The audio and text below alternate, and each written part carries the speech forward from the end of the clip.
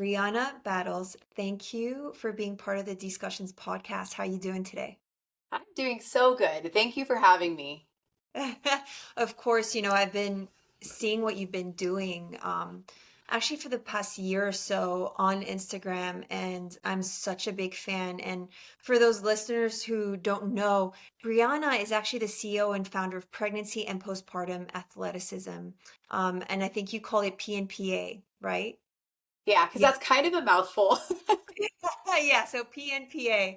And you specialize in coaching pregnant and postpartum athletes, and you also certify coaches around the world to do the same, which I think is really, really cool. And you believe that athleticism does not end when motherhood begins. I saw this sentence and I loved it. And of course, Thank I you. wanted you on the Discussions podcast because I wanted to talk about education and empowerment and myth busting around training before and after pregnancy. So why don't we start with, can you share your journey? Just how did you get into pregnancy and postpartum training? Yeah, absolutely. Well, yes. Thank you again for having me and for just spotlighting this conversation and honestly, this population. What I tell everybody is this is not a special population. This is a very common population, but it's just a very overlooked and underserved population of women that train. So just wanted to start with that part. My background, I was like a Division 1 athlete, and then I was really interested in exercise physiology and kinesiology. So I got my degree in that, and then I went on to get my master's degree in coaching. I was coaching D1. I was working in corporate wellness, and that made up the first part of like my career of just getting exposure, working in two very different environments, corporate wellness, but also D1, because why not like do all of the things at the same time? And then I got pregnant with my son, and that was in 2013. So like 12 years ago, which feels crazy. And even though Instagram and social media has obviously evolved so much since then, even back then, a lot of the information that we saw on Instagram was like this glorification, or it was like, don't lift over 20 pounds and like very modified, a lot of fear mongering around exercise. But then on the other side, you'd see like the average CrossFit mom and like they were going full send and just trying to do as much as they could during pregnancy and get back ASAP postpartum. So that was naturally the um the side of things that I gravitated to, was like that messaging, that information. I assumed with my knowledge and my background as an athlete that like there wasn't much to know. I would just listen to my body. I would just keep doing what I've always done. And that's how I approached my first pregnancy. And then I got exceptionally humbled during my birth experience. I had a really traumatic birth. I ended up with an emergency C-section. My son and I really like it got really scary there for a while. And then afterwards, it wasn't just healing from the emergency C-section.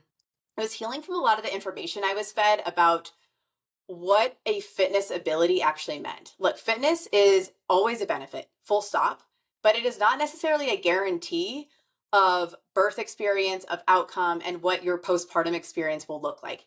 Is it a benefit? Yes. Is it a foundation? Absolutely. And it's an important one, but it doesn't like exempt any of us from having struggles postpartum, things that are in our control, things are not in our control. And that sort of unlocked this awakening, for less than a better word. I started to learn a lot. I had to reflect a lot. I was humbled. My ego was checked big time. And because again, I think as athletes, as coaches, we just assume that we are exempt from a lot of from needing to do things differently. I had a really significant diastasis. And back then I was like, what even is that? What's wrong with my abs? Why does my stomach look different? I'm fit, I'm strong, I'm lean, but like, why does my belly button look weird? And then I would like hyperfixate on freaking women's abs on social media and try to find stomachs that looked like mine. I would look for any information, and back then there was not any information on diastasis, on incontinence, on prolapse. The world of core and pelvic health was not in your face like it is now when you scroll social media and somebody's pregnant and they're an influencer and now they're sharing all of this information.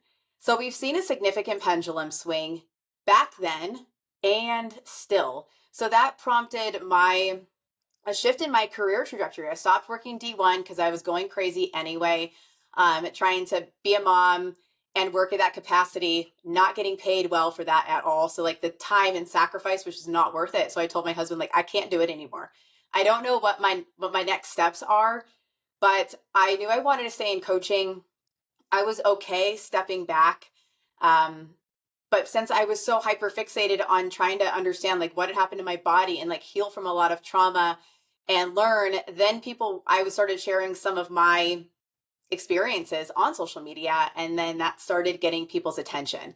Then I started coaching a women's group, small group fitness class at the CrossFit gym I belonged to at the time. And that had like 3 people in there, but then it grew and then it grew even more. And then suddenly I was coaching this, and it ended up being like a mom's class, and it became really successful. And I ended up doing that for years.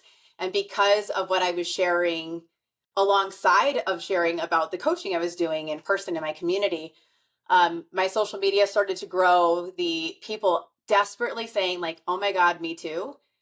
What did you find out about diastasis? Oh, I do. This happens to me.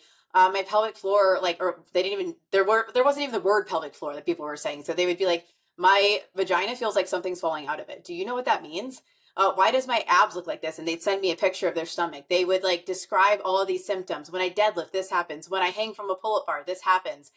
And so they were confused too. So the deeper I got, the more mentorships I did, and the more I started connecting the dots between like what we have in terms of strength conditioning research and what we have in terms of understanding women's bodies, like core, pelvic health, the stuff that we are not taught in school, we're not taught in our degrees, our certifications, anywhere. Like the scope for working with female athletes, we sort of said, well, that ends at like 22 when you're done being in college. And then there's a handful of professional athletes, but they're like a small category of people. But my era, I guess, as a millennial, was like, no, like we're all still interested in fitness. This is still a big part of our life and part of our identity. It's not over, but it does evolve. It does look different. And how do we find a way to approach it that kind of acknowledges that transformation? Physiologically, knowing our bodies and being able to be really proactive about that, but also the psychology standpoint. I call it like athlete brain, learning to go from like athlete brain, trying to like push boundaries and see how much can be maintained, and getting back ASAP postpartum to, okay, how do I like allow myself to transform and like still be an athlete, but a different version of an athlete, like gain this athletic maturity. Um, and over time, I had put out fitness programs and some online courses, but ultimately it led to the realization of I can't help all these athletes, but the person who can should be their coach. It should be their physical therapist. It should be the medical community who's giving them these guidelines, or who's seeing them every day at CrossFit, or seeing them at F45, or they're running together, whatever. It needs to be in the coach's hands, the people that are guiding exercise in local communities, whatever that form of exercise might be. So in 2017, I was pregnant with my second son, and I created the certification program, which went on to be called Pregnancy and Postpartum Athleticism. Yes, it's a mouthful, but look, I'm a direct girl. I like, just like, let's be clear, this is what it is. So created that certification program, and that has grown tremendously over the past, what is that, 8 years. We have about 5,000 coaches around the world who have gone through it, and that's made up of coaches, different practitioners, honestly, athlete moms that want more information on their own body because they don't feel understood by their coaches or by others, and they want to be that person who can give insight to their friends and to themselves. We have different medical professionals. It's really grown and created a tremendous impact in terms of a movement that truly supports pregnant postpartum athletes. It doesn't just support the glorification of how badass they are. We know that.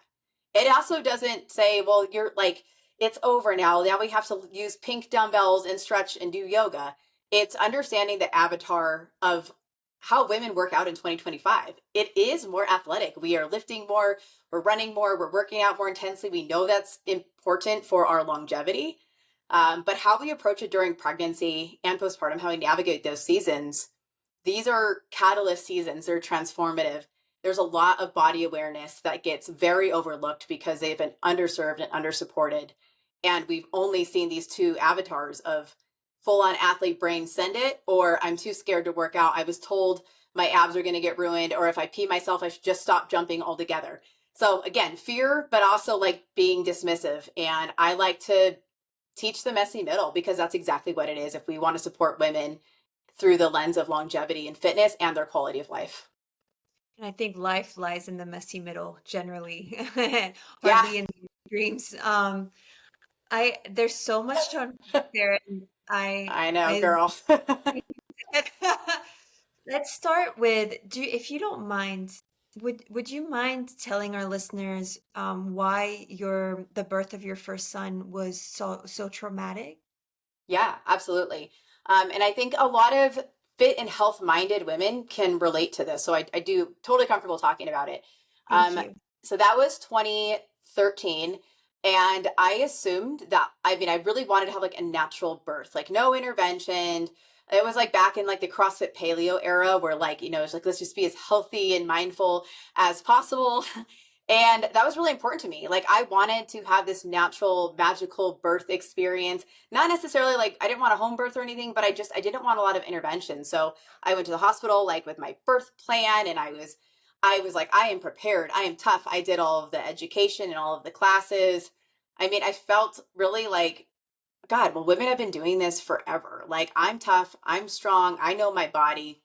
Birth is not a big deal. Like that was this like kind of elitist thought process, and it was really dogmatic, and unfortunately that was a narrative in our fitness community and in a lot of the birth community, and still that has not changed. And that's the hard part, because then you have women who then feel like they failed if their birth doesn't go as planned.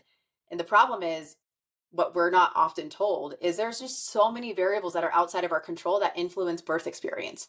Period. Like you can do everything right. You can like have, and there's just so many variables that are outside of our control, but we're not real. That wasn't really the message that we were told back then. I try to share that now.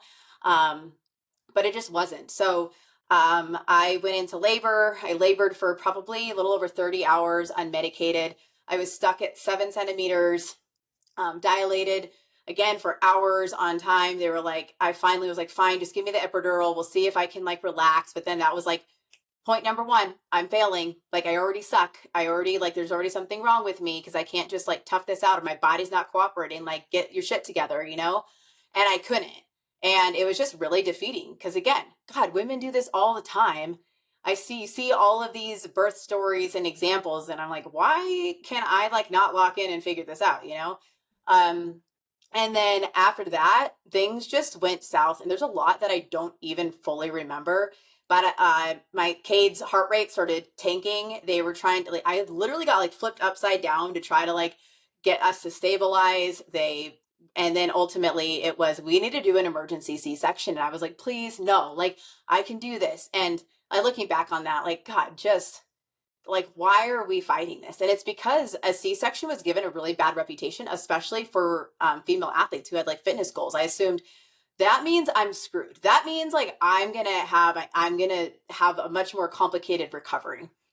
That is not true. So that's like an aside, but so that's not true. But at the time it felt really defeating, it felt really scary, and I was just like honestly like losing a lot of consciousness. I was not doing well.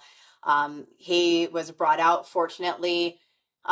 He was okay when he was brought out, but I didn't get to see him really. Like he like came, like my mom was in the room with me, and she was just begging. Like I'll never forget hearing her voice of like, please show her baby, please like put her baby on her or by her. And there's just like this sad picture of me where I mean, I look like I've been through it, because I have. Like I was so swollen, I was hysterical. And like Kate's face is by mine for like a couple seconds before they had to take him away to make sure he was okay. And my mom just hysterical, like just trying to like be supportive of me, but advocate for me. Jared, with my husband, trying to like keep everyone together and calm. But he was really scared too, because at the same time I wasn't doing well. And so I think that just like defeats that self-fulfilling prophecy of like your fitness and your health and all of these things we're told are going to be a benefit. They are a benefit, but there's just still variables that happen in labor, in delivery, in birth with your body that are just not in your control. And that doesn't mean that you failed, doesn't mean that you did anything wrong. It's just the messaging we've been given is really unfair for navigating the full spectrum of experiences. And there is no best or right way to have a baby. It's just, how does a mom feel in that moment? In that moment, I felt scared, because I wasn't even remotely prepared for that. not even a little bit. And I think that's where, we have to create a lot of awareness around like, don't go in with this rigid expectation or that like you're somehow exempt from stuff going wrong because like you're not. And then like rigid expectations will only set you up for failure. So true. And you mentioned that fitness is a benefit. It's not a Yeah. guarantee, but it is a benefit. Do you mind just explaining what you mean by why it is indeed a benefit? Yeah, because I think we know that it like pregnancy exercise, for example, is really safe and beneficial for the mom and the baby. Like it fetus during pregnancy, just overall, like our health indicators are improved dramatically. We have known that pregnancy exercise is safe for like 30 years with the ACOG. So that is not new. We don't need to be convinced that exercise is well tolerated and safe in most cases for mom and baby during pregnancy. I think where the disconnect is taking that to the other end of the pendulum and saying like, then I'm going to keep doing everything I've been doing for a long time and assume that that creates like a foolproof way of like, well, I'm going to have an easier birth. I'm going to bounce back. I'm going to have like just a better experience. You will have a better experience because fitness is that benefit where it's never going to hurt you to be stronger. It's never going to hurt you to be tougher and like more resilient, have like good capacity. That will help you whether you have a pretty straightforward birth experience or a really crappy one. Either way, your foundation is solid. And even still, and even if you're listening to this and you're like, my foundation is not solid, it can always be built and it can be built in small ways. And these seasons of life look very different for other people. You do not have to be fit for birth. You don't have to train for birth. There's plenty of very deconditioned women that have babies all around the world every single day that aren't deadlifting 300 pounds, that aren't trying to double under the babies out. Like that's not how this works. But unfortunately, that's a lot of the messaging, especially in the athlete community, that we see now. And to remind everyone who isn't as old as me, I guess, it was like that 12 years ago, too. None of this is new. Nothing that we are seeing on social media of different athletes getting pregnant and sharing their training, none of it is new. It's just repeated cycles. And you mentioned as well that just because you might have a C-section, it might not Yeah. necessarily mean that you have a harder recovery, especially as an athlete. Now Yeah. that, I'll be quite frank, that's news to me because I figured they would be cutting through my abs, right? Yeah. That's where my mind goes, right? Like if I Yeah. were to ever get a C-section, and obviously not only were they stretched during pregnancy, but now we're cutting through them. So what is Yeah. it that made you come to the conclusion that it doesn't necessarily have to be a harder recovery or bounce back to the Yeah. Because sport I, that you were doing? yeah, absolutely. And like, look, a C-section is a big deal, but also so is a vaginal birth. Like there are women that push for 4 hours. There are women that have third and fourth degree tears. Like these are really significant injuries, significant physiological events. Regardless of how the baby comes out, it's a physiologically it's a big deal. Either way, like the pelvic floor has trauma, the abs have trauma. Again, even in a straightforward, good birth experience. So there's just again, there's just so many different variables where maybe it's okay. I pretend I had a vaginal birth. Well, I had been in labor for 30 hours. I was miserable. At that point, I would have done anything to get him out. I would have been pushing with everything and like probably would have blown out my pelvic floor and have had pelvic organ prolapse by that point of time in my own personal experience. Now I am making an assumption here, but I work with so many women and it wasn't even through my own birth experience because even after I had Kate, I was like, well, maybe I want a VBAC, maybe I wanted this, and I wanted like this redemption story because I had again for so long felt like I failed and everything was hard and motherhood rocked me and I felt like I wasn't getting anything right. Like I'm like I failed at giving birth, breastfeeding is hard, this baby won't stop crying, I just want to feel like myself again, what the hell is wrong with my abs? Like there's just so many different spirals happening at the time. um but it wasn't until I started working with a lot of women and I heard so many different birth experiences and how their babies came out and whatever. And like, well, they had the issues of their own. They're peeing themselves all the time. They feel like something's falling out of their vagina. They're seeing something and they're like, what the hell is that? And they're freaked out. But like, oh, but they had a good birth experience, you know? So it's like you start to just hear so many different stories from so many different women who are very fit, who are very strong, who trained through their pregnancy, but we just don't always see that on social media. But in the conversation I've been having for 12 years, I can tell you that no one is exempt. Like, having a baby is a really big deal. Again, fitness will always serve you because it can be used to be proactive with managing symptoms. It can be used to improve symptoms. It can be used to improve your mental health struggles. There's fitness can be used as a tool in so many positive ways.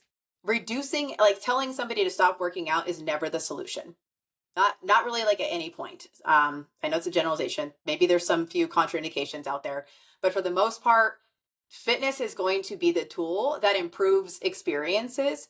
How it's used is what we have to do a better job um, of exploring when working with pregnant and postpartum athletes, regardless of their experiences, right? Like, because we just can't control these variables. So it's giving them support through the process to understand their body, understand their predispositions, understand some of like their just vulnerabilities, I guess, during these seasons. Because a lot of women were left saying, why didn't anyone tell me this was a thing? Why didn't anyone tell me that this would happen? Or like, I had no idea this was a thing. And so now if we can support our pregnant athletes and even our postpartum athletes of saying like, hey, this is what you need to be aware of. This is how your body's changing. These are really common symptoms. This is why we're going to probably suggest scaling back here, or postpartum. This is why you need to rehab and not just jump back into CrossFit, or rehab and not just sign up for 5K because you want to lose weight. Because that's what we see. You know, it's like there is a phased progression postpartum, and in other ways, like there's almost a phased regression or like a deload during pregnancy. And that doesn't make you weak. It's being strategic. My thing is not like, I'm not like just, I just don't like love pregnancy and postpartum. That's not my angle. And frankly, that's never been my angle. My angle is supporting women across their lifetime of athleticism. How do we keep women feeling like athletes, moving, training, having an improved quality of life where their identity keeps evolving with them, but they don't lose that part of themselves that they love? That motherhood is probably the most transformative season a woman will experience. And yet we treat it as if it's the same, but it's not the same. That's where there's a big disconnect culturally in our fitness community. How interesting. And so how, let's say there are some listeners here who are looking to get pregnant or who are pregnant. Fitness is really an important part of their lives, and it can be anything. It doesn't need to be CrossFit, Pilates, Right. yoga, running, anything. How should they adapt their training from trimester to trimester? Yeah, I'm going to probably give an unpopular answer because I know that like we want a list of like do this and stop doing that. So there's a few things I would recommend like looking at within yourself. Is first of all, motherhood's going to expose all of your BS. The relationship you have with your body image, the relationship you have with food and your and exercise routine, it's going to expose everything that maybe you've been able to get away with for a long time. It will be exposed in motherhood, whether that's pregnancy, postpartum, or deeper into it. So I think like when you're early on in pregnancy, I think being willing to have an open mind is going to be the gift that truly serves you through and through. Having less rigid expectations, stop trying to hold on to a identity or a former identity, and let who you are as an athlete, but frankly a woman, evolve. It's different for a reason. And like that's, it's okay for it to be different, but I think we get scared. I know I certainly was. Like I tried to maintain the same squat set through pregnancy. I tried to keep doing box jumps through pregnancy because I was like, well, I want to still be able to jump this high, so I'm going to keep doing it. That is not how this works. Like that's not how it works. You're not going to become less strong or less athletic. So there's a lot of benefits to letting yourself and your training adapt as pregnancy continues. So I think it's like attacking that mindset piece first, or at least acknowledging that. And then it's understanding what some of your tendencies are. So some things that you might be predisposed to. If you're somebody who's peed during double unders for the last 5 years and you're not, and you haven't had a baby, you're just like, okay, my pelvic floor has some symptoms, and this could be exaggerated through this season where now my whole core system is being changed by growing a baby and then like a baby coming out of me. So like I know that this is something I should be aware of, that like my pelvic floor, there's something off. And I think a lot of people assume, well, it's just weak, I need to get stronger. But most of the time, athletes have a really strong pelvic floor and they hold so much tension there that too much tension is why they're peeing. So we could see that when they're really they grip their abs a lot, or they squeeze their glutes a lot. Um, those are some of the athletes that I look at and I'm like, all right, we got to like kind of teach this pelvic floor to coordinate more or to be able to relax a little bit more. But that's very counterintuitive to so many of us athlete brains, and like harder, faster, more is better.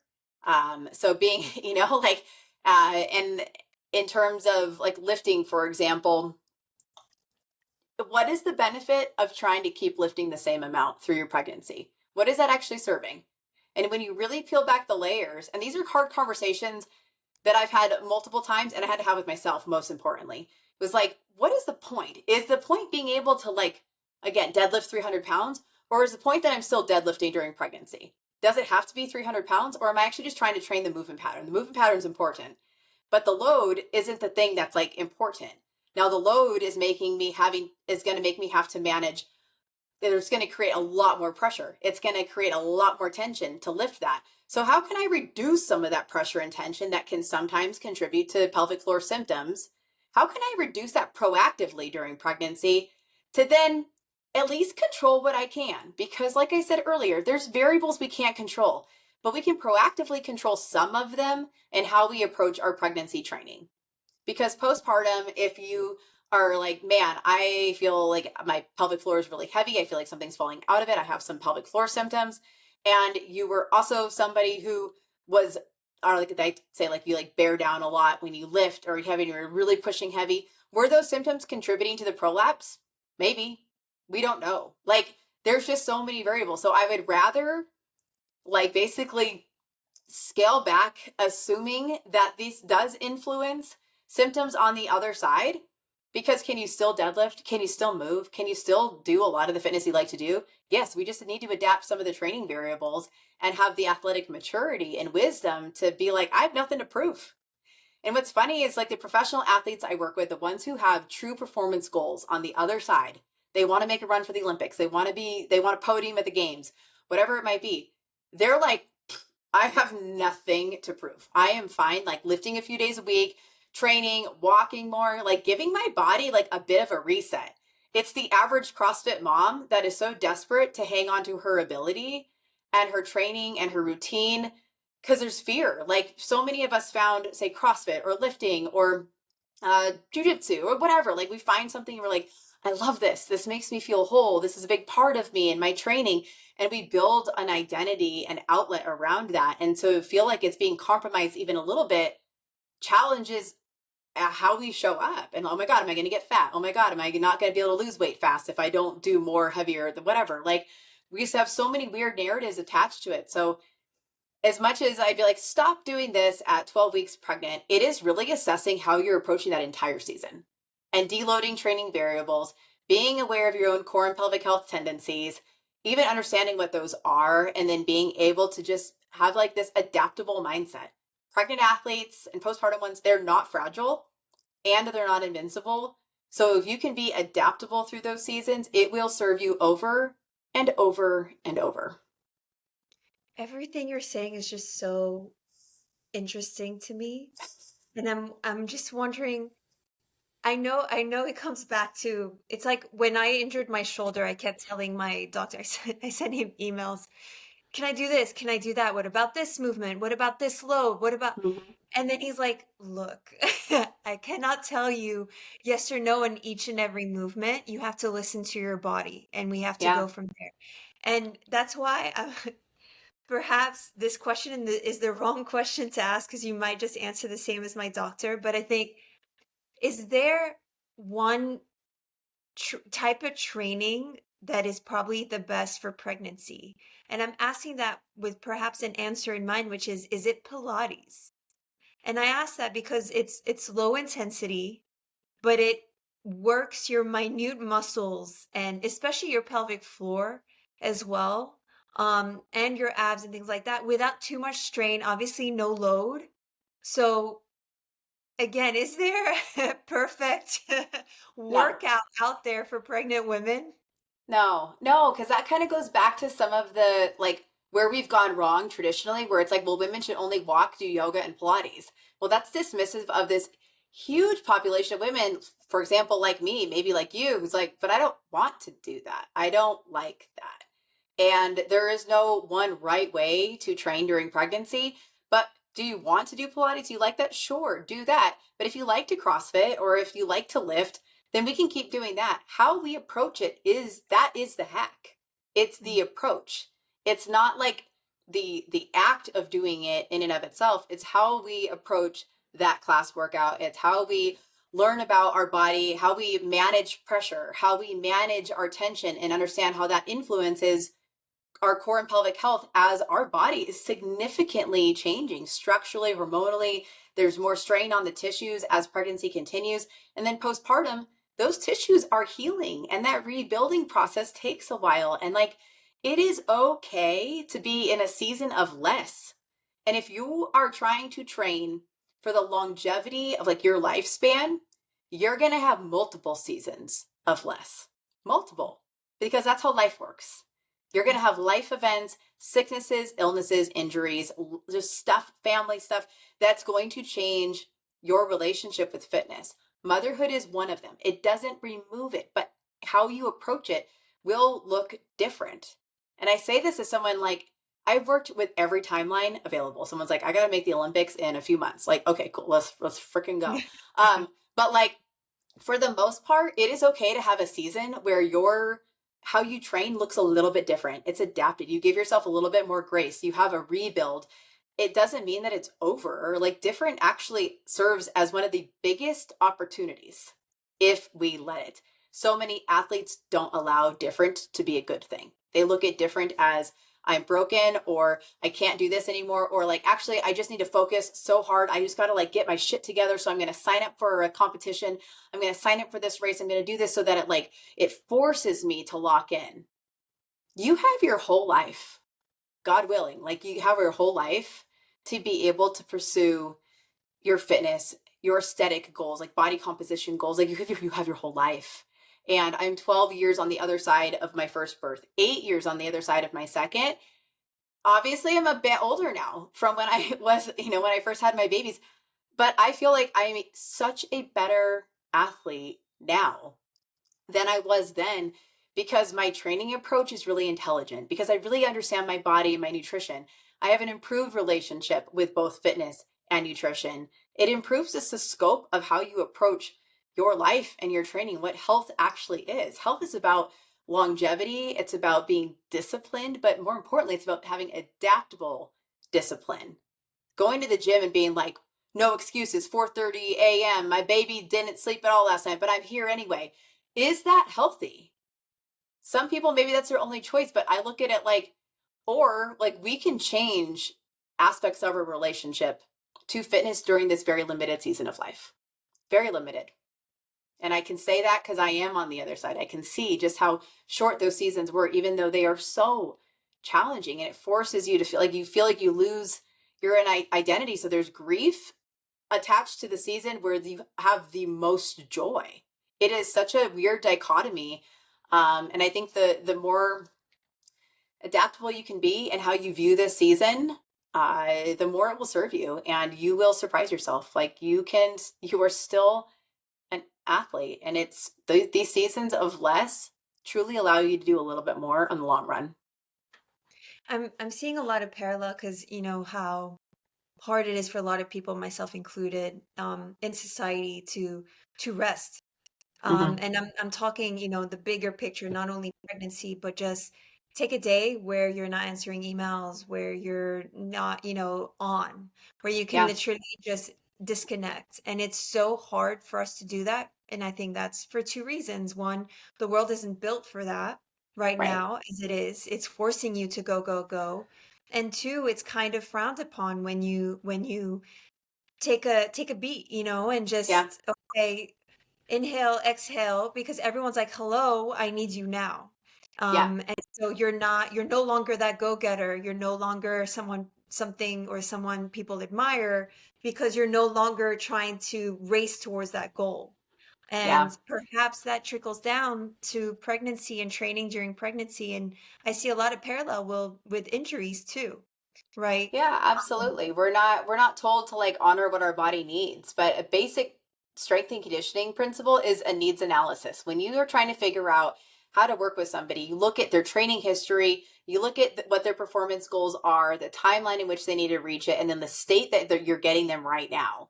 And then you create a game plan around who is in front of you right now. Not who they want to be, not future version, and frankly not past version either, but those things help influence the next right choice, the next, like the creating this game plan. And we've truly overlooked that with this population. And look, like I get it. I am also very high achieving, right? Like this era of girls that were like raised like you strong independent woman, like hustle, right? You got to freaking hustle. Like I was raised by a single mom and she was like, don't you ever count on a man, Brianna, don't you ever count on a man.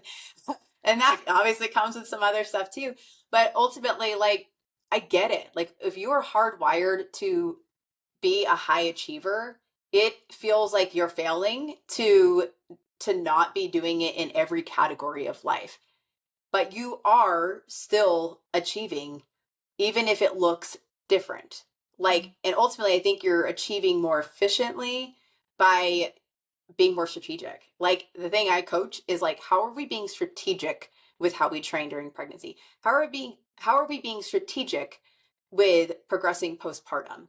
It's not just how tough are you? Because we're tough. It is not a test of toughness. It's not even a test of capacity. Because if I know if I told any athlete, I need you to do this and like push some boundaries, they would. It's not that. So it's almost like, how can we be strategic with this? Because ultimately, athletes do like a process. They understand process. And so if you can explain the process, you can explain the considerations, you get a little bit more buy-in and belief because you're like, oh, I have better understanding of why I'm going to do this, or I'm not quite doing that just yet. And then you can manage expectations. So again, it comes back to this athlete brain of like, how do we support women in being able to manage their own expectations instead of having rigid expectations for being this high performer who doesn't look like she had a baby, who doesn't have any evidence of motherhood on her body? Like, is that how we're defining success and high achievement? No, like I think if we peel back the layers, none of us are even, if that is your goal, like we know that's not actually the goal. The goal is to feel confident and safe in your body. The goal is to raise this next generation of little athletes where you have a family that can work out, a family like we are raising your kids with a lot more emotional intelligence and awareness of their sports and their body and their training, and empower these kids. It is no longer just about us, it's about what we are raising. And so this is why it's like such a transformative season where you peel back a lot of the layers and a lot of the belief systems, a lot of the motivations for how we're approaching our training during pregnancy and postpartum, a lot of the rules, because you will have people that say, do this, don't do that, start doing this at this point in time, this is good, this is bad, we don't have research for this, but we do have research for that. Like, there's noise. There's so much freaking noise. It makes it really confusing for women. But I think if you get to the root of it, it is like, what's a long-term goal? It's to be a really active mom. It's to be a mom that still really enjoys her training and has an outlet because that identity is important to her. That little girl, she never goes away. She never dies. She's with you forever. So like, how do we nurture that side of a mom who is now responsible for raising this next generation? That mom and her identity as an athlete and her interest in fitness, those things matter. Her body and her longevity and her quality of life, they also matter. How are we taking that into account? Because there are things we cannot control. They're just things we can't control. So how do we acknowledge that this is a piece of that puzzle and nobody is exempt? So like, again, be strategic. How do we be strategic? Understanding this is some of the things I might have predispositions to because my body is changing significantly. And then just like that mental and emotional health side, it's not over. It is different. It could be paused or it might feel like a setback, but ultimately it serves as a catalyst. It really does. And you have to like trust yourself that it's not that like you're not washed up. Like you're not washed up. It's not over. And even if you have a season where you are laid out with postpartum depression or you feel like your body has just been rocked, that does not mean that it is over. Like there's so much potential on the other side of that. And why, frankly, like why I do the work that I do, which is to educate more coaching professionals for women to feel more informed and supported. So they're told like, hey, we got a game plan. I'm going to help you and you're going to feel like yourself. Like we're going to work with what we got, this current needs analysis. We're going to support her. I love that. I think it's very hard when you're going through something to remember that it's just temporary.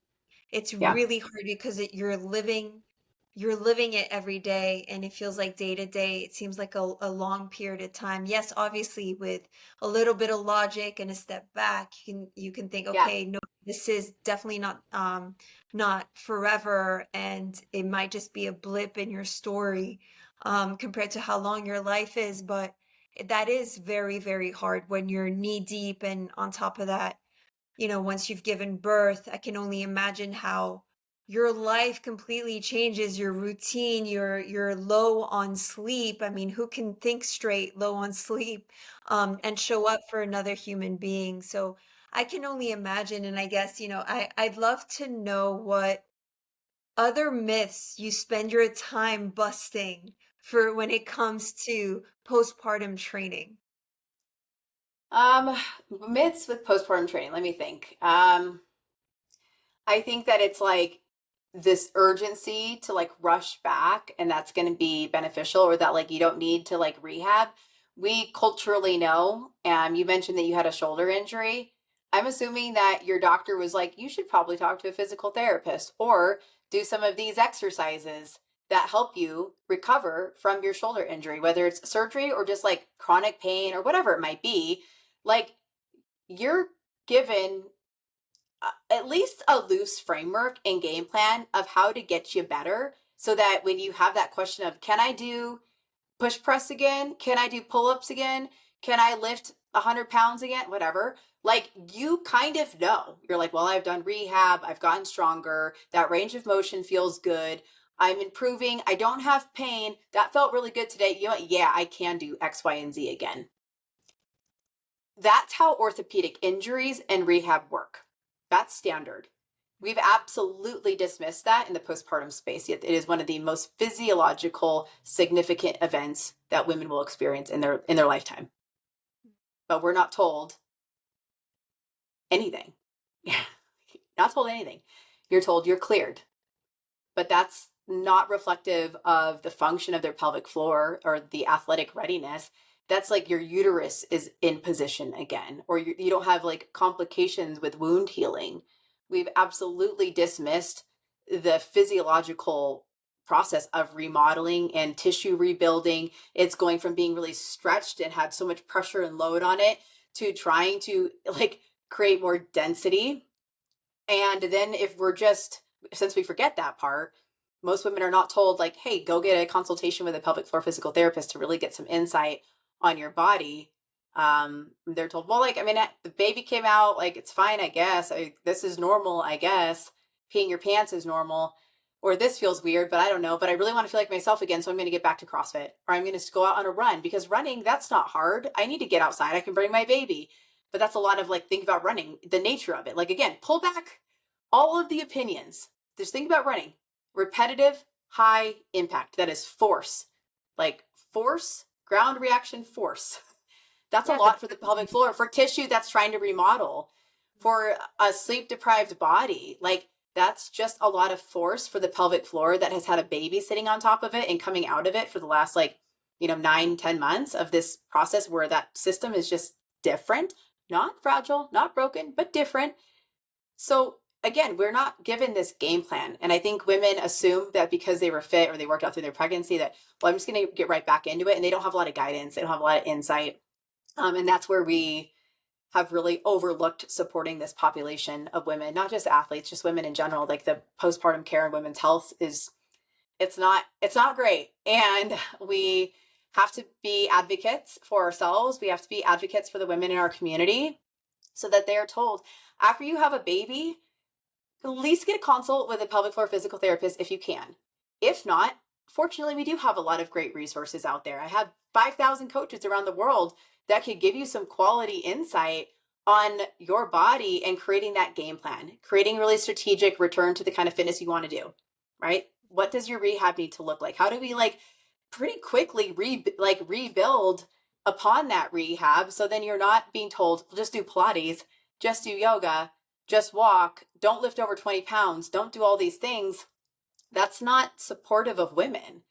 We have to give them a strategic game plan instead of just like, well, I'm just going to wing it. Feels fine. I'm just going to get back because they're desperate to feel like themselves. Of course, like they're motivated because they feel like their body has changed. They have more fat on them and they're like, ugh, get rid of this. I don't want to feel like this anymore and I don't want to look like this anymore. So it is a hard season because they're desperate to feel and look like themselves, but their body is not ready to match the intensity in which they know to push.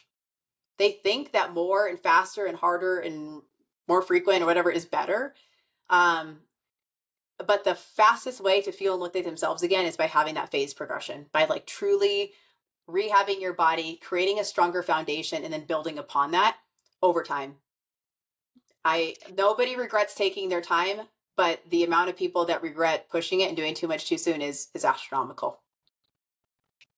That's some deep wisdom there, because I can only imagine, and I guess I I think you're starting to get to, I need something tangible. So just I to get a know. better sense of it. So let's say for this rehab, because I personally have never heard of this.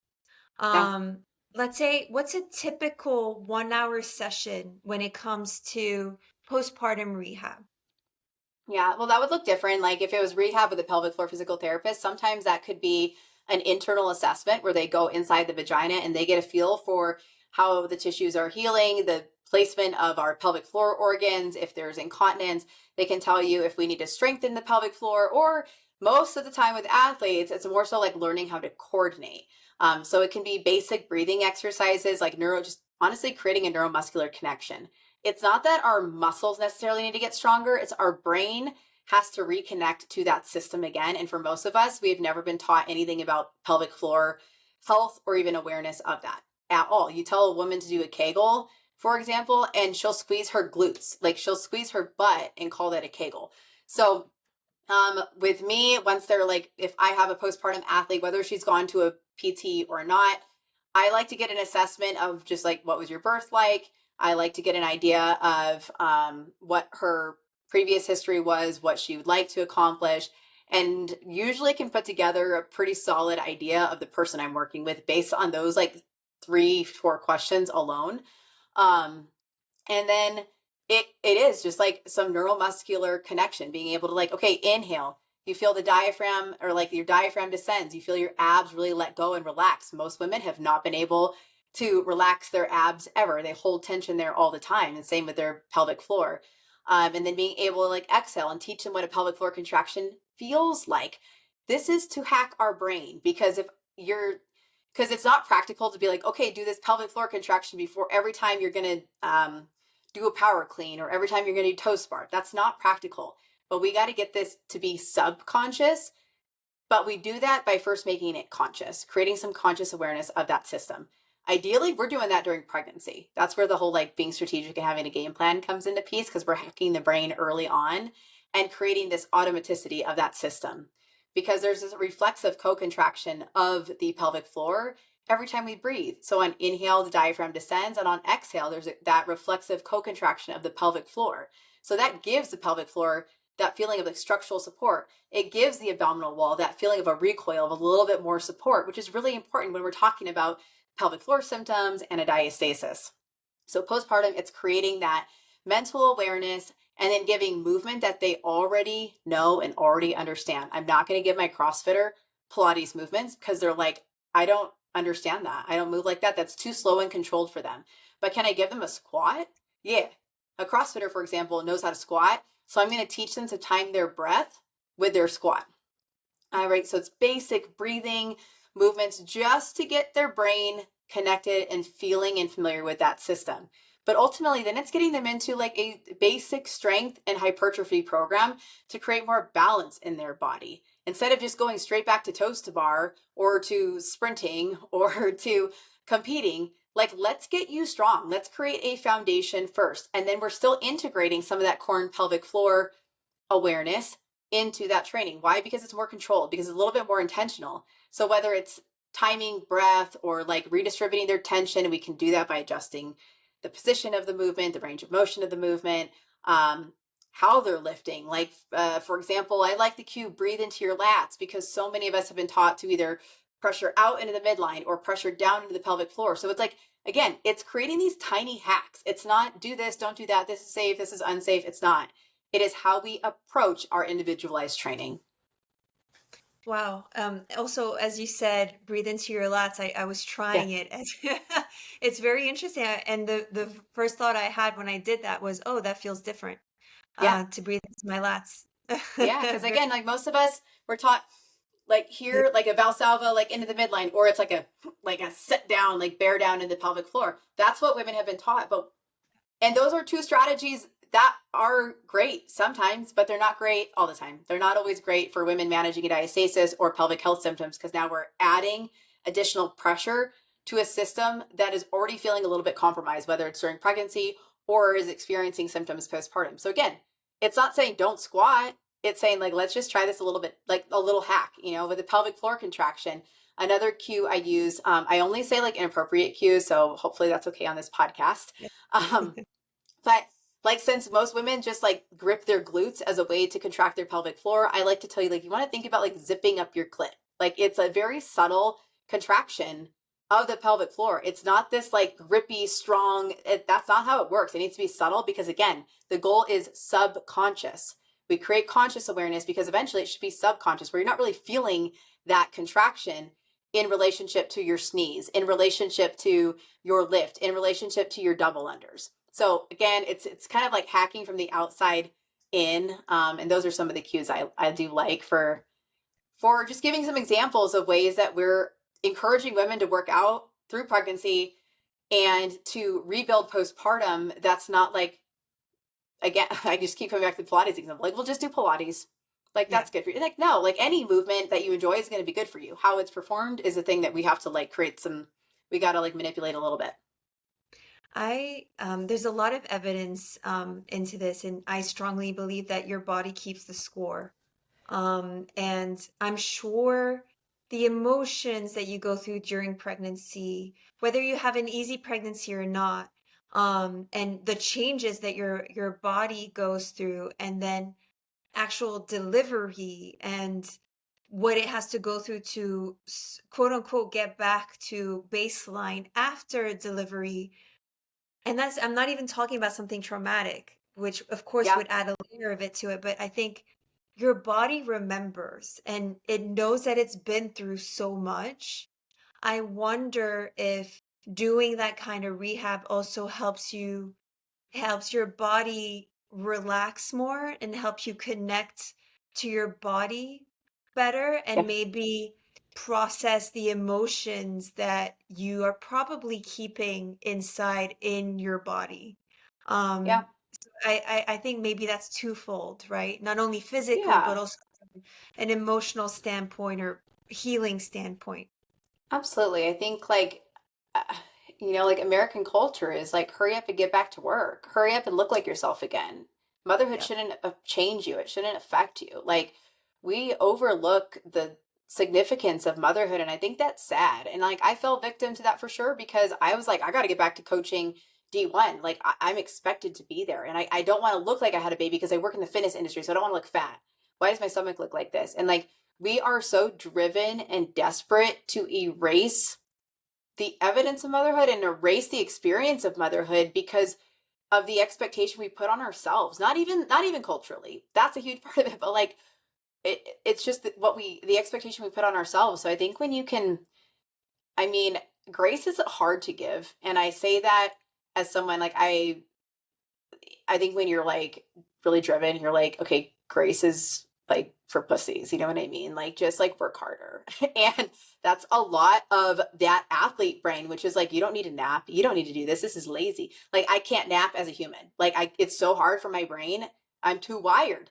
But I think postpartum, you have to say, like, this is a different version of me right now. My normal self, this is not normal. This is not a normal, like, my body is different. My lifestyle is different. My responsibilities are different. And that different is okay. It is okay to be different because, like, who I am is still here, but it's okay to introduce this new version of myself. And, like you said, like, reconnect, rebuild, like, that you will be a better woman and a better athlete and better in your career if you can peel back some of those layers and process the significance of this chapter in your life, whether that's therapy, whether that's just like adding, like, literally, like, more like leisure walking to your life, where normally you would just go hit a hard, like, 15-minute AMRAP. Maybe intensity is not what you need right now. And it's really hard for athletes to hear. Maybe heavier is not what you need right now. And I think there's a lot of freedom. Actually, I know for a fact there is so much freedom on the other side of that, like, rigid relationship we have with our training, and what, like, well, I used to feel better after just like collapsing on the floor after my workout, but that, it might not serve you well in this season of life. And I think that there's a lot of value in being able to lift and move in a way that gives you freedom without this expectation, without the rigidity of that intensity of that volume of the frequency of your training, of having to get to that 5 p.m. class because that's where all the baddies go. Like, it's okay to work out in your garage. Like, it's okay to go to a corporate gym and just, like, work out in a way that, like, feels good for your body, so then you're not comparing yourself to others. You're not looking to social media for your workouts. Like, you have a game plan. Like, I think there's a lot of freedom on the other side of being like, I get to be in a really autonomous season of life right now. There's so much freedom there. And that's not even that's not just motherhood related. That's all of us that have ever gone, like, full send and all in on one form of fitness, and then being able to pull back and be like, okay, like, time out. I'm going to approach this a little bit differently. I have to approach this differently, whether life forced you to, or burnout forced you to, an injury forced you to. Sometimes motherhood kind of, like, allows that. And that reset is usually really positive. I like that you're talking about the notion of freedom, Yeah. because again, this has nothing to do with the complexity of pregnancy and postpartum. But my shoulder was definitely the biggest injury I've ever had. And I actually found freedom in taking a step back as to my routine. I was very much still working out. Yeah. Um, and you realize just how much you cling on to something, but the minute it's taken away, albeit it's painful while you do it, but then you realize, oh wow, I'm actually more than just this. I actually do Yes. find happiness in more than just that. And there's so many other things that I could be doing, and my self-worth, my Yes. value is not linked to all this badassery that I was doing before, because there are other Yes. versions of it. That's exactly it. And for a lot of people, like, motherhood's the first time where they're sort of faced with that. But then they're like, but I'm, like, supposed to be the baddie pregnant lady on social media. I'm supposed to be back in the gym. And it's like, or you can just have the freedom to make it what you need it to be right now without the pressure you put on yourself. Like, there's freedom in that exploration. And I promise you, it makes you a better athlete. I promise, when you're able to take that step back, and I have been doing this for 12 years, I have worked with the highest level athletes, and I have worked with women who have never lifted. And I'm telling you, that is the hack. It's being able to peel back those layers and give yourself the freedom of doing things a little bit different. Whether it's, like, training variables are a little bit different, or your overall, like, relationship with your body and your training and this evolution of who you're becoming, that different is the hack. That will make you better on the other side. Your shoulder surgery, which I know nothing about, or your shoulder injury, like, that is going to make you better because it's probably expanded you mentally and emotionally. You have had to do some deep work. You have probably had to change your relationship with fitness and your ability. Again, that's some deep work. You've probably changed how you approach your fitness. So then it's, like, made you a little bit more versatile in your training and as an athlete. All of those things ultimately are a key part of a recipe for creating a better athlete over time. doing the same shit over and over and over is not the recipe. The recipe comes from introducing new ways and new variables and new intensities or less intensities or more volume or less volume. That's basic periodization. But again, we forget that as like high achieving, like more, better, faster is the way. That's not always the way. It's just timing of it. And that might be timing of the week, timing of the month, timing of like the life cycle that you're in. It's so different for everybody. But this conversation is, I think it happens to women a lot of times, like in their 30s, for life events, for motherhood. So, or maybe in their 40s when the perimenopause comes in, like, what the heck? What I've been doing this whole time is no longer working. I don't know what's going on with my body. Like, either way, and no matter what, if fitness is a big part of your identity, if you buy into being an athlete, there will be something that forces you to re-examine what that looks like for you. And the more adaptable you can be, and the more we look at what we can do versus what we can't do, the more we evolve our relationship with our body and our fitness and our training, the like more sustainability we will have with all of it. I love how articulate you are about this. You're taking a very complex topic and really um, just siloing it in the best way possible. That's really a compliment and just Thank you. explaining it so simply and it's hitting hard, very Thank much you. so. Yeah, I And know that it's a confusing landscape, like the more information we have out there, it's great, but it's just unfortunately what we see on social media is so short-sighted. It's like, what's that expression? Like, you can't see the forest through the trees. People like look at these trees as being like pregnancy, exercise modifications, this, that, but it's like we're missing the whole forest of considerations. And I like to talk to you about the forest, mm, like, and then we can like take each tree as it comes. I don't know. I'm making up this like weird analogy as I go, but no, I I love mean, it. that's like, that's what we see though. And why it can be so confusing for women, but ultimately they get roadblocked by that one tree because they lose sight of the freaking forest. And so if we can talk from like this big picture and then zoom in on the day to day, the week to week, the month to month, season to season, that is the way. Like, that is going to be the way in the sea of confusing information and trees that exist on social media. Well, I guess this is a weird segment for what to end on, but weren't you just with Catherine David's daughter at her lake house? It's just Yes. making me think of all the trees. Yes. Can you So tell us? casual. Yes. Do you mind, just to end on telling us what you have Yeah. planned with Catherine David's daughter, who is currently, I believe, 8 or 9 months pregnant, Yeah. right? She's Right? due like any time now. So it's really exciting. Katrin and Annie reached out to me a while back now, and wanting to collaborate. What I really love about Annie and Katrin is they recognize that they wanted to kind of lean into the pregnancy and postpartum space because they have Empower, which is a menopause program, or that platform is focused on menopause and supporting their own moms through that. And because both Annie and Katrin are pregnant now and they are very much in their athlete mom era, they're like, we don't want to recreate the wheel by creating a pregnancy program. Like, you already have that. So they wanted to partner and have me coach Katrin through her pregnancy. Because even as one of the fittest women in the world, and yes, she's just as beautiful, strong, and kind as you all think she is on social media, she's wonderful. She was able, we've been able to collaborate, work together, and create a pregnancy program that I've been able to like help create with them. And it's been cool. So I'm really appreciative that they didn't do the thing that we see so often, which is like, I'm pregnant.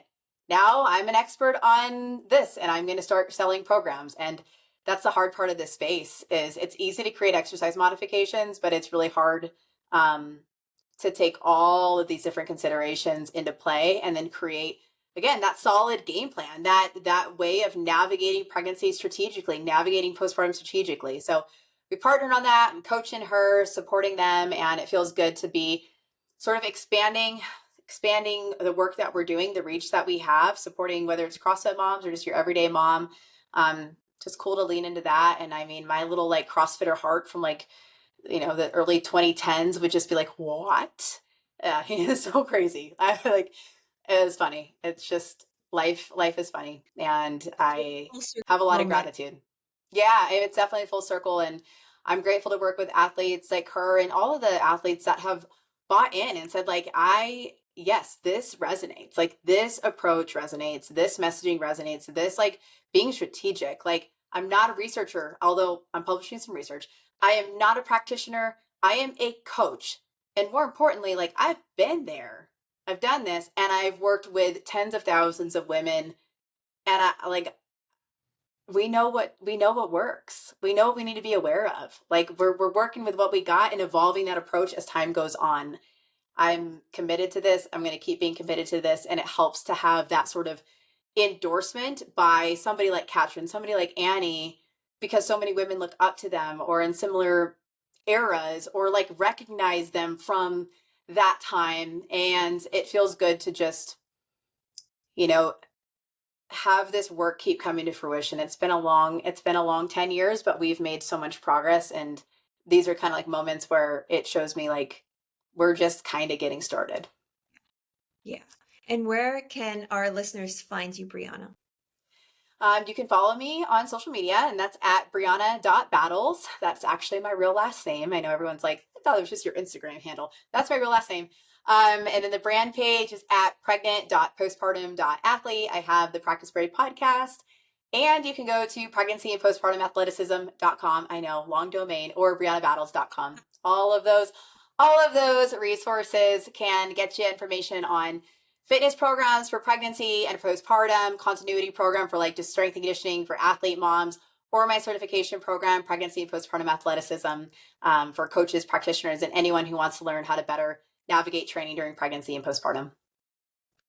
Very cool. I'm a big fan of you, Brianna. Thank you. Thank you.